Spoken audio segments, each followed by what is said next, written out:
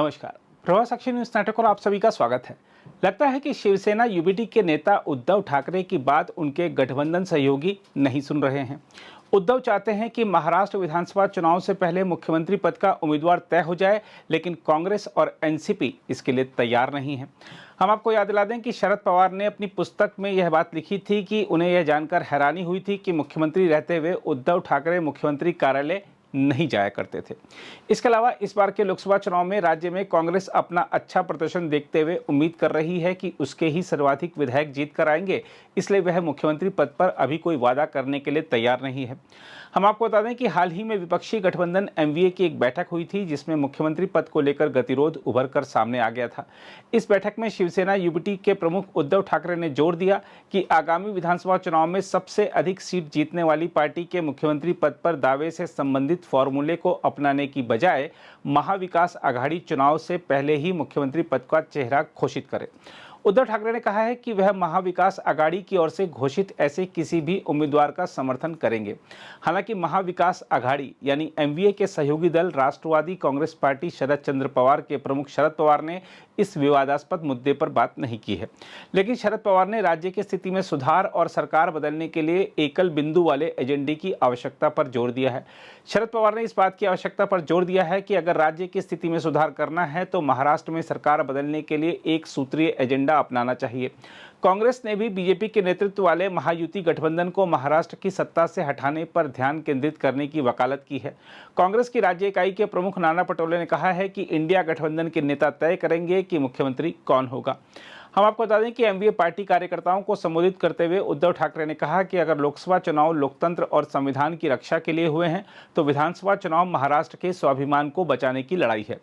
उन्होंने जोर देकर कहा कि मुख्यमंत्री पद के उम्मीदवार का फैसला पहले किया जाना चाहिए, न कि चुनाव में सबसे अधिक सीट जीतने वाली पार्टी के तर्क वाले आधार पर।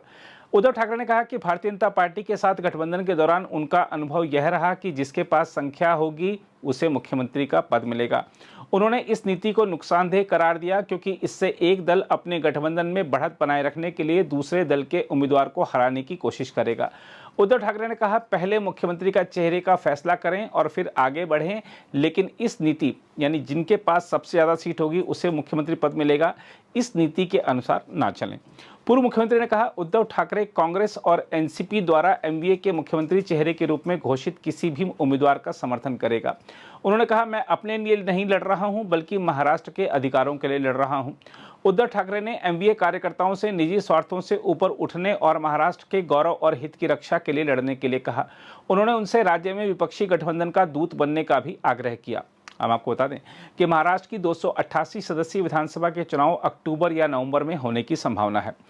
इस बीच शिवसेना नेता और राज्य के उद्योग मंत्री उदय सामंत ने कहा है कि महाविकास आघाड़ी में शामिल तीनों पार्टियों के नेताओं के भाषणों में कोई सहमति नहीं थी। वहीं महाराष्ट्र बीजेपी ने कहा है कि आखिरकार सच्चाई सामने आ गई, क्योंकि उद्धव ठाकरे ने आखिरकार स्वीकार कर लिया है कि तत्कालीन शिवसेना और बीजेपी के बीच यह तय हुआ था कि जिसके पास अधिक विधायक होंगे उसे मुख्यमंत्री पद मिलेगा। पार्टी ने कहा है कि फार्मूला वर्ष 2019 में तय हुआ था। राज्य बीजेपी ने एक्स पर एक पोस्ट में कहा कि उद्धव ठाकरे की टिप्पणी यह भी साबित करती है कि उन्होंने मुख्यमंत्री पद के लिए हिंदुत्व और तत्कालीन शिवसेना बीजेपी गठबंधन को धोखा दिया। साथ ही बीजेपी प्रवक्ता शायना एनसी ने उद्धव ठाकरे पर निशाना साधते हुए कहा है कि अब उनकी दाल गलने वाली नहीं है। जब उद्धव ठाकरे जी ऐसे बयान देते हैं, एक चीज स्पष्ट है, उनको कॉन्फिडेंस नहीं है। ये महाविनाश आघाड़ी जो है, उनके अलायंस में कोई तालमेल नहीं, कोई सोच विचार नहीं, कोई विचारधारा भी नहीं। वो बोलते हैं कि मुख्यमंत्री घोषित कीजिए, जब सबसे कम वोट्स और सबसे कम सीट्स उद्धव ठाकरे के यूबीटी सेना को मिला है, तो स्वाभाविक रूप से कांग्रेस और एनसीपी ये सवाल प्रश्न चिन्ह जरूर उठा सकते हैं कि मुख्यमंत्री उनका क्यों नहीं।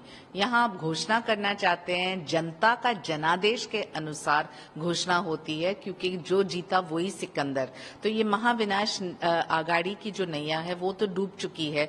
जीतेगी तो सिर्फ महायुति, क्योंकि एक तालमेल है, जनहित में काम करना और सिर्फ सत्ता का मोह माया के लिए मुख्यमंत्री का पद नहीं, महाराष्ट्र के जनहित में काम करना सिर्फ महायुति सरकार कर रही है। वहीं मुख्यमंत्री एकनाथ शिंदे के नेतृत्व वाली शिवसेना के सांसद मिलिंद देवड़ा ने भी उद्धव ठाकरे पर निशाना साधा है। I will only say one thing, that those who are dreaming of becoming chief minister candidates, not chief minister, candidates, I am sure that in MVA the other allies will not fulfill those dreams. अगर आप भी लेना चाहते हैं देश दुनिया की तमाम जानकारी तो आज ही सब्सक्राइब करें हमारे चैनल को। साथ ही नीचे दिए बेल आइकन को जरूर दबाएं ताकि हर अपडेट आप तक पहुंच सके।